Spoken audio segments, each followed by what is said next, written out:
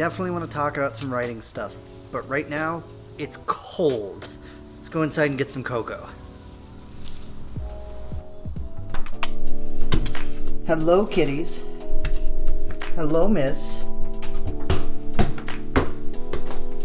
I see kitties.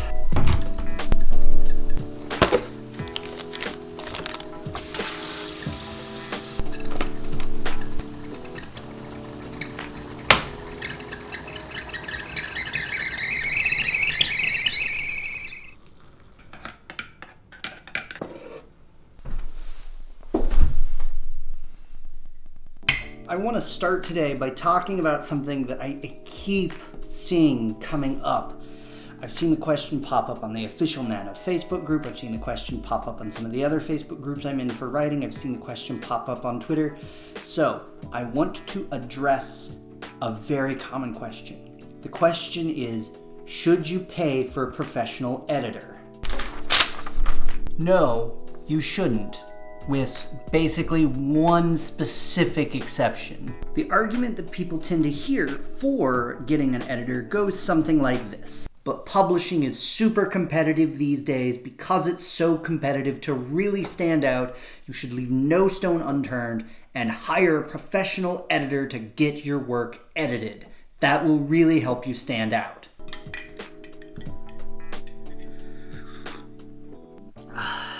Here's the thing. No, you do not need to hire to get your stuff professionally edited. Remember, there's one specific exception that we'll talk about, and the reason why not is because if you sign with an agent and they sell your book, then your book will be assigned an editor from the publishing house.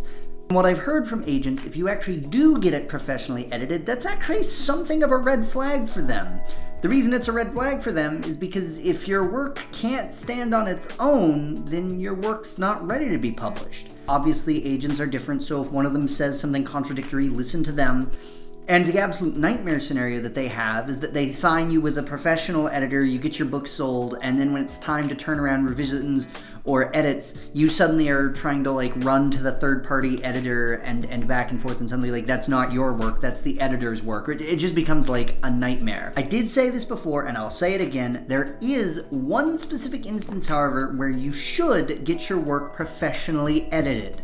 Now that exception is when you plan on self-publishing your book. If you're self-publishing your book, it is standard practice to hire an outside editor and potentially, in addition to a regular editor, a copy editor. You are the only thing between your manuscript and errors getting out into the outside world. And these can be very, very small errors like comma splices or typos in words, to really big errors like massive continuity errors. Context really does matter here. If you're planning on being traditionally published, critique partners, beta readers, and your own eye should be enough to get it to stand on alone. If you want to self-publish, it is generally accepted par for the course to hire a professional editor in those circumstances. This is just a really quick conversation I wanted to have about that specific question because I've seen it coming up so much, and here's the thing.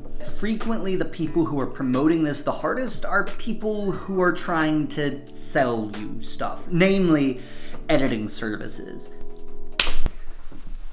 All right, now that that piece is out there and addressed, I want to shift gears and talk about my writing. My word count's not looking that good, and I felt really bad about it. And then I took a step back and I thought about it. So a large part of what I am working on is planning this novel. I mean, I am revisiting the structure from the ground up, and now I'm at the stage where I'm really tinkering with and nailing down the outline. Again, I had an outline. You saw pages and pages and pages of those index cards laid out on the kitchen table, but that outline was just kind of ish. Like, there was structure there, but some of the structure was like, she's going to rob a place, and I never really broke down what the place is or how she's going to do it or what's the interesting conflict there, so it wasn't tight. I'm at the stage now where I'm working on nailing that down, but that doesn't actually do that much for the word count. For example, if I work on this and I simply add 2 extra scenes descriptions at 100 words a piece, and then I remove some scene descriptions and add some stuff in, the result is that my word count ends up being like plus 200 or 300 words. That's really frustrating, and honestly, it took me a long time to not be getting really upset at that. I actually caught myself a few times this week going back to sections of world building that I'd already done, and I was doing that, I realized, because I could add some words that way. And that kind of took me aback, because what I should actually be doing is spending time thinking about the scenes that are really hard, that aren't fleshed out, because that's the thing that needs attention right now. That's the thing that I need to work on to make this book ready.